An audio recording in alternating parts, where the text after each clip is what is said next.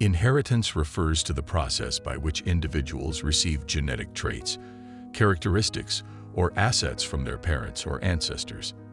In genetics, inheritance determines the transmission of genes from one generation to another, leading to the resemblance between family members. It plays a crucial role in understanding genetic disorders and hereditary diseases. In a broader context, inheritance also encompasses the passing down of non-genetic assets such as wealth, property, knowledge, and traditions. It can have significant implications on social structures, economic disparities, and cultural heritage. Overall, inheritance shapes our identities, influences our opportunities, and carries the legacy of those who came before us. But before we dive into our captivating story, make sure to hit that subscribe button and click the bell icon so you never miss an amazing tale we bring to your screens. Our channel is all about showcasing the remarkable stories that exist all around us, stories that touch our hearts and remind us of the incredible potential within each and every one of us. Tim is overjoyed when he inherits his late father's secret wooden chest, but the key to his father's inheritance is with his estranged sister.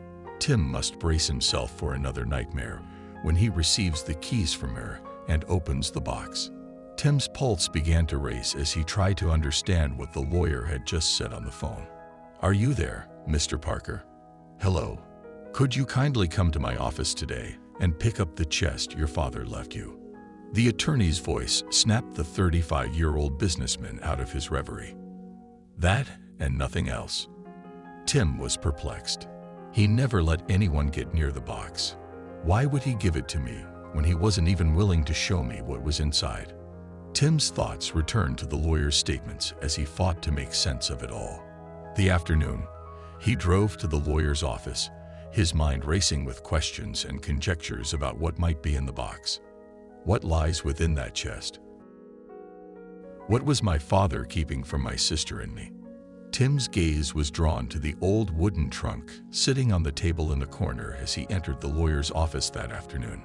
He couldn't take his gaze away from it, and for a brief minute, it appeared as if some magnetic energy was bringing him closer to it. Only if Tim had known what he was bringing home that afternoon. "Mr. Parker, please sign these papers," the lawyer said, cutting Tim off in his train of thinking. Tim signed the documents, summoned his driver to the second-floor office to transfer the heavy chest to his car, and as he turned to leave, he remembered the key. "Mr. Hugh, almost forgot. Can I have the key to the chest?" He inquired with the lawyer and was astounded to hear that he had only received the chest, but not the key. "How will I open this darn thing without the key?" he exclaimed. "Memories are the immeasurable imprints you leave on the sands of time.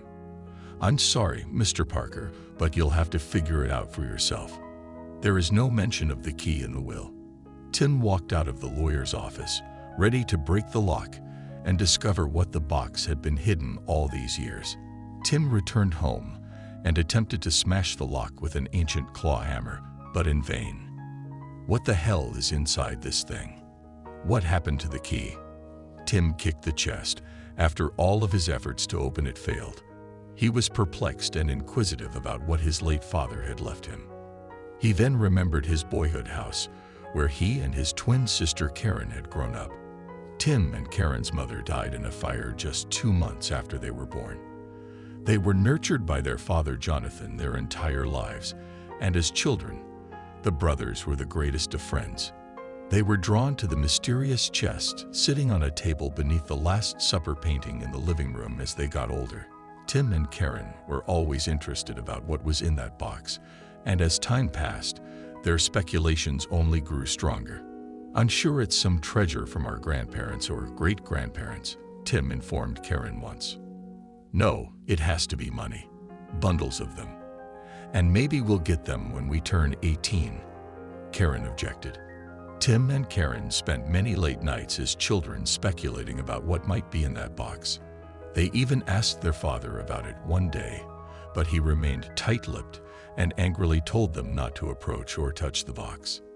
He was dead set on keeping the box safe, even hanging the key on a hook high above the fireplace, so the youngsters couldn't get their hands on its contents. He was extremely cautious about whatever he was keeping from his children and everyone else. Tim and Karen continued on with their lives as the years passed. They married and had children, and their brother-sister relationship deteriorated with time. Jonathan could see the tension between the twins as they struggled over who would inherit their father's mansion. It seemed to go on forever, and he was heartbroken to see his family disintegrate. Jonathan had only wanted his children to get along, but no matter what technique he attempted to bring them together, nothing worked. Because they resided in different places, he would occasionally invite one of them over without mentioning that the other sibling was already present. Tim and Karen, to his surprise, couldn't even stand facing each other, let alone occupy the same room. That was how much they despised one another, and their animosity had only grown worse over time. Meanwhile, Jonathan's health began to deteriorate as a result of aging, and even on his deathbed, he desired his children would set aside their differences and reconcile. But who knew the unlucky father would go to his grave with nothing but a wounded heart? Tim acquired the strange box that had kept him guessing since childhood after his father died. He needed the key to open the box and claim what was within, so he went to his old home to look for it. Tim quickly drove to his father's house, and as he got closer, he felt a sinking feeling in his stomach. It had been a long time since he had been inside. The yard was overgrown. The fountain, which featured a marble figure of an angel in the center, had crumbled and succumbed to the fury of time. Tim's childhood home no longer appeared to be the caring environment he recalled. As he approached the entrance, a strong blast of wind brushed across him, creating an unsettling calm. The house was locked since the late Jonathan had not left it to anyone.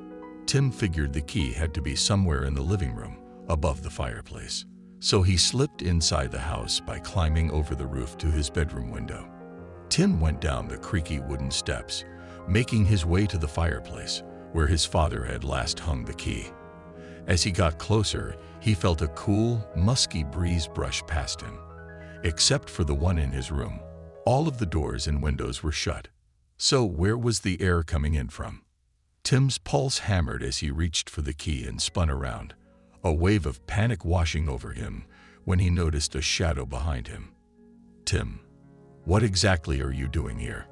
Karen screamed, shining the mobile phone flashlight in Tim's face. She was clearly shocked and was not expecting to see her brother there. She, too, had slipped into the house through a window in the guest room, not far from Tim's position. "Karen, what in the world are you doing here?" Tim exclaimed. "Dad left me his old chest, and I came here to find the key." "But what exactly are you doing here?" "Dad bequeathed me the key, so I came here to find the chest," said Karen, puzzled about why her dad had given Tim the chest without the key and her the key without the chest. Something has to be wrong, they thought, and stared at each other, stunned. They realized it was their late dad's twisted plan to bring them together and make them talk. But once again, they began to quarrel. "Dad should have given me the chest," Karen blurted out. "Oh, really? And what do you think I'll do with the darn key alone? Hang around my neck like a fool?" Tim argued. The siblings fumed and eventually realized they had to bring both the key and the chest together to see what was in the box. They grumbled and swore, but they had no choice and decided to open the chest together. Tim and Karen's hearts pounded as they lifted the lid. They were about to see something their father had been withholding from them their entire lives for the first time in years, and it was beyond anything they could have ever imagined. "What is this?" Tim asked, picking up a document buried between what appeared to be an old photo album. The paper turned out to be the second section of their late father's conditional will. When Tim and Karen began reading their father's final words, tears welled up in their eyes, and they realized why he had never allowed them near the chest. They stared into one another's eyes as tears streamed down their cheeks. Tim and Karen understood they had to make a difficult decision that would have an influence on their relationship as well as their feelings for their late mother. What was it about this conditional will that caused siblings who had just fought to cry on each other's shoulders? What were they about to decide? Was Jonathan's soul finally resting in peace? Were his children going to make amends? Tim and Karen discovered the answers while flipping through the album. When they saw their childhood images and those of their father, tears streamed down their cheeks. There were 3 priceless recollections of their late parents' love among those photos. Their wedding shots. As it turned out, those 3 photographs were the only relics of their late mother's life, as all of her things and photographs had been destroyed in the fire. Their late father treasured these memories and never let anyone, not even his children, see them because he was scared they would be ruined. But it was now up to them to decide whether they wanted to save their late mother's treasured memories or trash them in order to divide the house equally. Tim and Karen had inherited Jonathan's house jointly. According to Jonathan's last will and testament, they would be entitled to split the inheritance evenly. However, only if they cut one of the 3 photographs of their late mother and submitted the parts to the lawyer. If they do not desire to do so, they must reconcile and inherit the property jointly. Tim and Karen were caught between their competitiveness and their affection for their mother.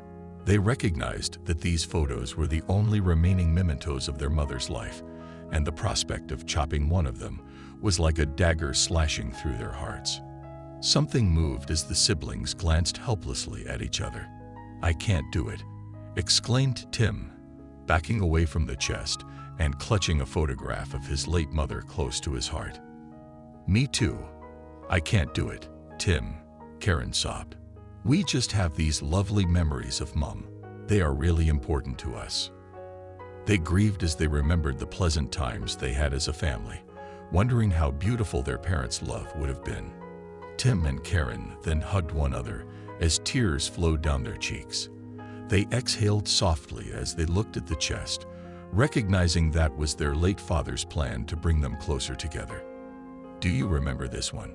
You tumbled off the bike that Dad got me."